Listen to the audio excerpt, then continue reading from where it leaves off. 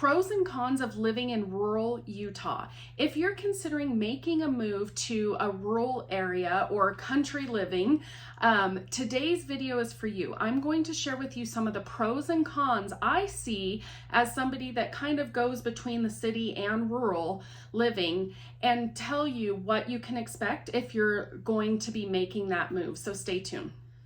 So the number one thing that stood out to me going to rural Utah is how friendly people are. Now, you hear about it in Salt Lake City and in Utah as general. People that move to Utah always comment about how nice the people are. But when you go to these smaller towns in central Utah, it's like a whole new level. It's like Cheers, where everybody knows your name. And it's a good thing, and it can be a bad thing as well. But you really know your neighbors, you know the people in your town, you know who you can call on if you need something, because as a community, people just are willing to help so much more than you see in the city.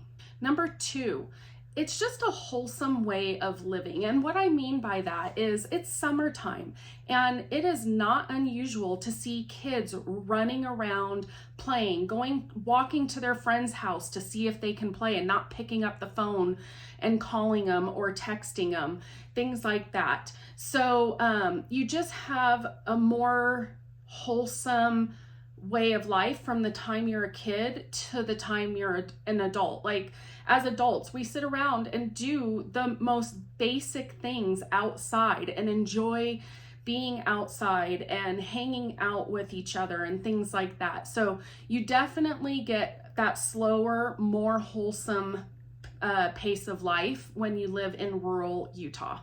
Number three, and this is a big one, no traffic. So you may have to commute, and I will cover this, but you may have to commute 30 minutes to get to work, but I can tell you, you're going to cover a lot more ground in 30 minutes in rural Utah than you're going to cover in Salt Lake City, because there's just no traffic. As you can see in this video, I mean, I was driving from one town to another at like 8:30 in the morning, and this is your view. This is what you see. And so I think I passed maybe 10, 15 cars in a matter of 30 minutes. So if you're looking for something that doesn't have the traffic and the gridlock that you get in Salt Lake, rural Utah could be for you. Number four, you have a lower cost of living. So not only are home prices generally less expensive, for instance, in the month of June of 2023, according to what was reported to UtahRealestate.com, in Sevier County, there was 16 home sales in the whole county, and the average sold price was $362,000 average.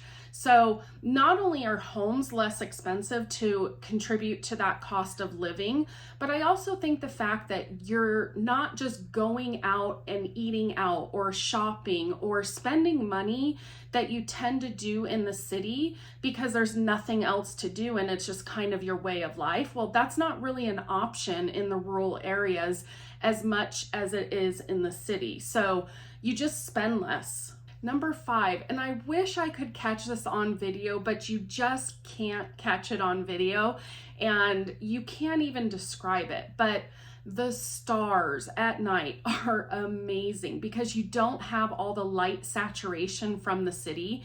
It's just so quiet and it's so peaceful. I find myself every single night, it doesn't matter if it's wintertime or summertime, I always take a few minutes to look up at the sky. And honestly, every time I'm in rural Utah, I see a shooting star every single trip. And it's not like I'm looking for them, but you can just see them. And it's just, there's a peace to rural Utah that you don't find anywhere in the city. And it doesn't matter if you go hiking in the mountains, it's just not the same as what you experience in central Utah. So if you're considering making a move to central Utah or even to the Salt Lake City area and you want to kind of compare and talk to me more about those differences, reach out to me. Calling or texting me is best. But I'm always here to answer any questions that you have. So don't hesitate to call or text me, but let's jump into the cons. Okay, so number one, you have got to plan your trips well. So if you are looking at going to Costco to go grocery shopping, you better have your refrigerator bags and you better have a really good list, because you're going to drive probably 100 miles to get to a Costco and get into the city.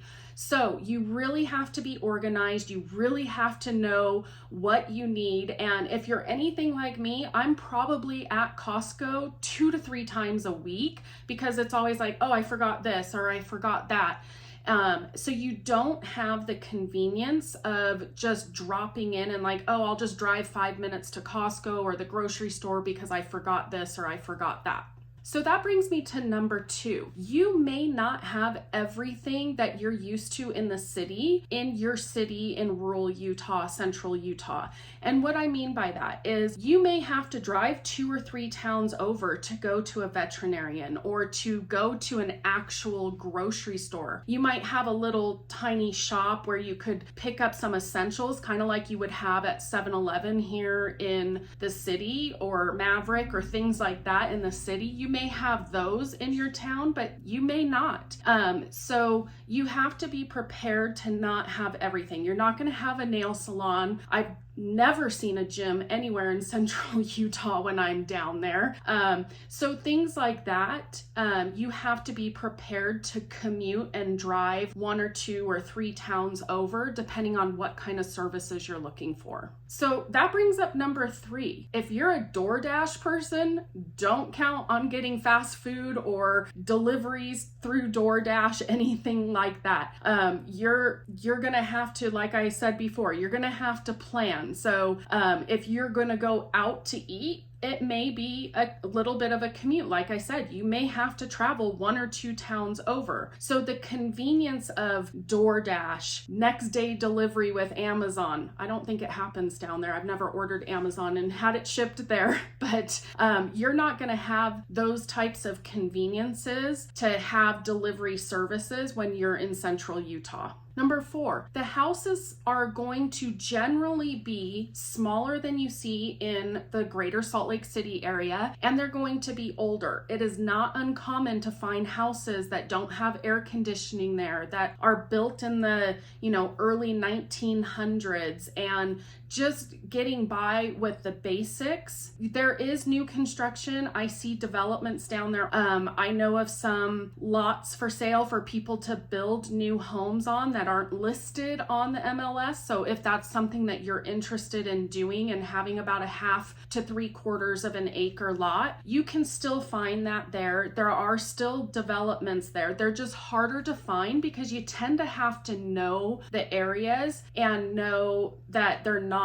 on public record. You can't just go to the internet and find these types of properties. So I'm not saying every home is old there, but just know it is typically going to be older, but you're going to have more property too. So I know I mentioned these developments that are about a 1/2 to 3/4 of an acre. However, if you buy an older house, it's not uncommon for the home to be on an acre plus, maybe an acre and a half, things like that you can find down there. And maybe you are into remodeling homes or adding on. I see a lot of people adding on to their older homes and making newer spaces. So there are options for those older homes. Number 5 for cons. So you are kind of limited with job options because things are so spread out. And like I was saying, there's not services in every single town. You are kind of limited. Now, if you work from home 100% remote, then it may not be a problem. If you want to do farming and things like that, it may not be a problem for you. However, if you're a hairstylist or you